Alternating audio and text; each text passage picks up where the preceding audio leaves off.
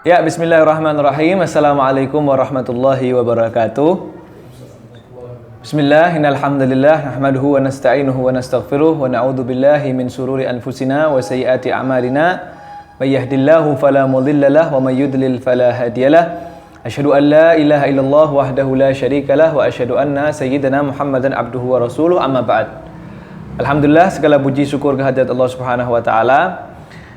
Insyaallah teman-teman, kali ini kita sedikit akan membahas mengenai mengkaji kitab daripada salafun saleh, orang-orang terdahulu yang dirahmati oleh Allah Subhanahu wa taala, yang mana ilmu-ilmu mereka kemudian sampai sekarang masih kita bisa nikmati karena sebab keikhlasan mereka dalam mendakwahkan ilmunya di jalan Allah Subhanahu wa taala.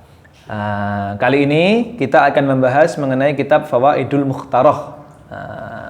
Fawaidul Mukhtarah itu kalau dari arti yaitu kitab yang terkumpul di situ faedah-faedah pilihan. Jadi Fawaidul Mukhtarah ini adalah kitab yang di situ terdapat sedikit daripada faedah-faedah pilihan daripada ceramah atau kutipan nasihat daripada As-Sayyid Al-Habib Zain bin Ibrahim bin Smith yang dikumpulkan oleh murid beliau Al-Habib Ali bin Hasan Baharun. Nah, di sini banyak kitab ini akan menerangkan mengenai faedah-faedah ilmu, sholat, zakat, tasawuf, adab, dan lain sebagainya yang akan insyaallah kita bahas step by step. Nah, kita masuk ke pembahasan pertama, yaitu mengenai kitabul ilmi. Nah, setiap kitab mengenai tasawuf atau mengenai kitab nasihat pasti diawali dengan kitabul ilmi. Nah, kita membahas tentang ilmu. Karena apa? Setiap segala sesuatu yang menghasilkan faedah untuk kita dan faedah itu baik, itu merupakan ilmu dan ilmu tambahan bagi kita. Apalagi yang kita cari adalah ilmu agama, ilmu yang dituntut oleh Allah Subhanahu wa taala untuk kita mencari ilmu tersebut. Sebagaimana Allah Subhanahu wa taala berfirman kepada Nabi Muhammad sallallahu alaihi wasallam, "Wa qul rabbi zidni ilma." Yang dikatakan Allah Subhanahu wa taala berfirman kepada Nabi Muhammad sallallahu alaihi wasallam, dan katakan wahai Muhammad, berdoalah, Rabbi zidni ilma, ya Allah, tambahlah kepada diriku pengetahuan. Surah Thaha ayat 114. Nah, di sini menggambarkan apa?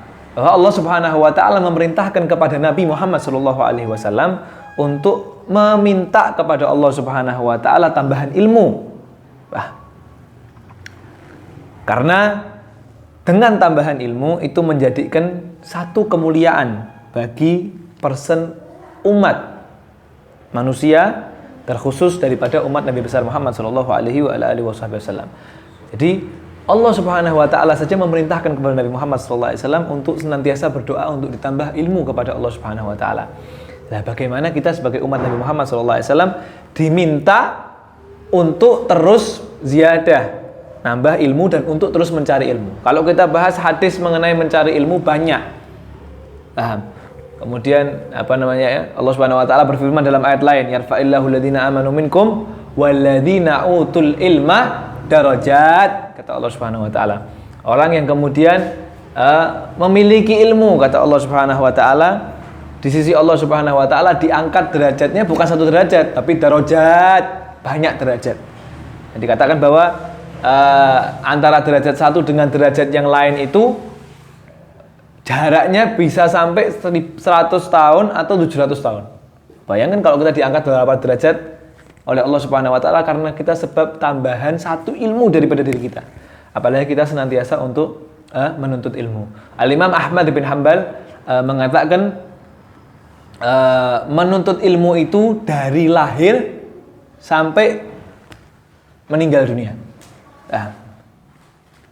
Dari keluar dari perut ibu sampai lahat, sehingga tidak ada yang bermanfaat bagi seorang yang sudah meninggal dunia kecuali amal jariyah Yaitu apa? Termasuk daripada amal jariah, kita menuntut ilmu dan mengajarkan ilmu tersebut. Nah, kalau kita sudah mengajarkan ilmu tersebut kepada orang lain dan orang lain mengamalkan ilmu tersebut, nah, itu menjadi satu amal jariah kita.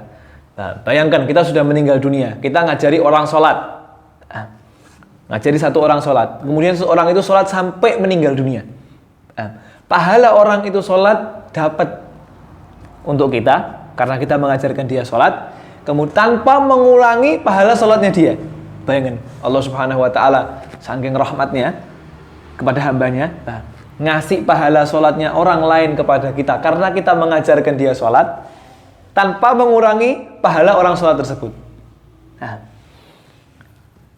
diriwayatkan dari sahabat Abi Hurairah radhiyallahu taala anhu, maka satu hari sahabat Abi Hurairah radhiyallahu taala anhu marra bisuqil Madinah fa waqafa 'alaiha fa qala ya ahlas suq ma a'jazakum. Abu Hurairah pernah lewat di pasar Madinah. Satu waktu, kemudian Abu Hurairah berhenti di pasar Madinah ngomong, wahai ahli pasar, ini ada satu hal yang menghebohkan. Ada satu hal yang heboh ini. Dengarkan, kata Abu Hurairah. Kata para orang-orang yang ada di pasar, para sahabat yang ada di pasar, wa madza ya Abu Hurairah? Apa itu yang menghebohkan wahai Hurairah? Abu Hurairah. Kata Abu Hurairah, dzaka mirasu Rasulillah sallallahu alaihi wasallam yuksamu wa antum hahuna ala tadhhabuna fata'akhadhu nasibakum minhu. Kata Abu Hurairah, dengarkan ini loh, ada warisannya Rasulullah sallallahu alaihi wasallam yang dibagi-bagi di masjid dan antum masih di sini. Pergi ke masjid, ambil bagian daripada warisan Rasulullah sallallahu alaihi wasallam. Maka para sahabat tanya, qalu wain huwa ya Abu Hurairah? Di mana warisan Rasulullah sallallahu alaihi wasallam? Abu Hurairah mengatakan faqala fil masjid. Warisannya ada di masjid. Fa akhruju sira'an wa qafa Abu Hurairah lahum hatta raja'u. Faqala ma malakum? Sampai akhirnya mereka para sahabat yang ada di pasar lari ke masjid. Nah, dipikir ini ada warisan besar dari Rasulullah sallallahu alaihi wasallam mau dibagi. Lari semua ke masjid. Sampai di masjid tidak ada apa-apa. Balik ke Abu Hurairah. Kata Abu Hurairah, malakum, ada apa? Nah, kok enggak dapat apa-apa, enggak keluar, enggak hasil apa-apa? Kesana balik lagi tanpa membawa sesuatu. Bisur'ah, cepet. Sampai sana enggak duduk, enggak apa, balik lagi. Kata para sahabat, ya Abu Hurairah, qad atainal masjid, fadakhalna, falam nara fihi syai'an yuksam.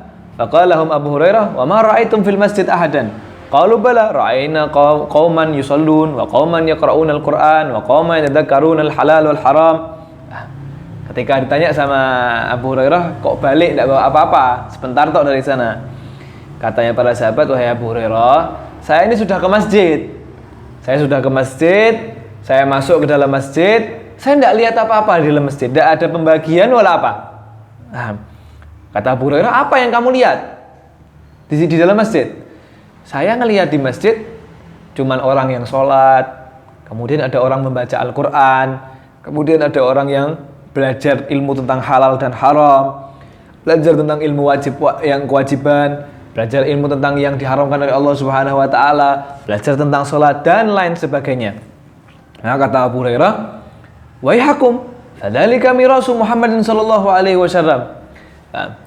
Asyara ilal hadis Nabi sallallahu alaihi wasallam, innal anbiya'a la yurasu dinaran wala dirhaman wa innama yurathul al-ilma. Kata Abu Hurairah, celaka kalian. Ya itu warisannya Rasulullah sallallahu alaihi wasallam yang Anda dapati di masjid, itu orang sholat, itu orang berzikir, itu orang belajar haram dan halal, itu semua warisannya Rasulullah sallallahu alaihi wasallam. Sebagaimana hadis Rasulullah sallallahu alaihi wasallam, Nabi innal anbiya'a lam yurasu dinaran wala dirhaman wa innama yurasu al-ilma. Wa rasu al-ilma. Karena para anbiya, para nabi itu tidak mewariskan dinar ataupun dirham ataupun harta, tapi para nabi itu mewariskan daripada ilmu. Wah, tidak ada warisan daripada Nabi Muhammad SAW kecuali ilmu yang kemudian kita bisa nikmati ilmu yang diberikan oleh Rasulullah SAW sampai hari ini. Berkata Al-Imam Al-Hasan Al-Basri rahimahullah, Law kana lil ilma suratun la kanat suratuhu ahsanu min surati syamsi wal qamar wan nujum was sama. Paham? Kata tabi'in Hasan Al-Basri, semoga Allah merahmati beliau, jika ilmu itu ada gambarnya, ada wujudnya, ada gambarannya, nah, maka ilmu itu lebih bagus, lebih indah daripada matahari, bulan, bintang, langit, dan segala sesuatu yang indah yang ada di muka bumi ini. Nah, berkata Imam Syafi'i radhiyallahu taala anhu, man arada dunya fa'alaihi bil ilmi wa man arada al akhirah fa'alaihi bil ilmi fa innahu yuhtaju ilaihi fi kulli minhuma. Kata Imam Syafi'i, barang siapa yang menginginkan dunia, ingin dunia berarti menginginkan harta, menginginkan kekayaan, pengen suke, pengen punya pangkat, profesi dan lain sebagainya yang Anda inginkan daripada keinginan dunia, fa'alaihi bil ilmi. Hendaknya dengan ilmu. Suruh belajar sama Imam Syafi'i kalau mau dapat dunia. Kalau waman aradal akhirah fa'alaihi bil ilmi. Barang siapa yang menginginkan akhirat juga selayaknya dia belajar. Nah, jadi orang yang mau dapat dunia juga harus belajar, orang yang mau dapat akhirat juga harus belajar. Maka karena apa? Dunia dan akhirat semuanya membutuhkan dengan yang namanya ilmu. Paham? Jenengan pengen punya harta banyak, pengen punya jadi dosen, pengen jadi profesi, punya profesi tinggi, maka hendaknya dengan ilmu. Begitu juga orang yang mau masuk ke surganya Allah, mau dapat keridhoannya Allah, mau dapat keikhlasannya Allah, itu juga harus dengan yang namanya ilmu. Paham? Kayak tadi terakhir saya kasih perumpamaan. Orang itu kalau pengen air, dikasihnya air dengan gelas tok. Dengan air dengan gelas. Tapi kalau orang kepengin gelas, cuma dikasih gelas tanpa air. Begitu juga orang yang berilmu. Orang kalau belajar, itu ibarat orang minta air.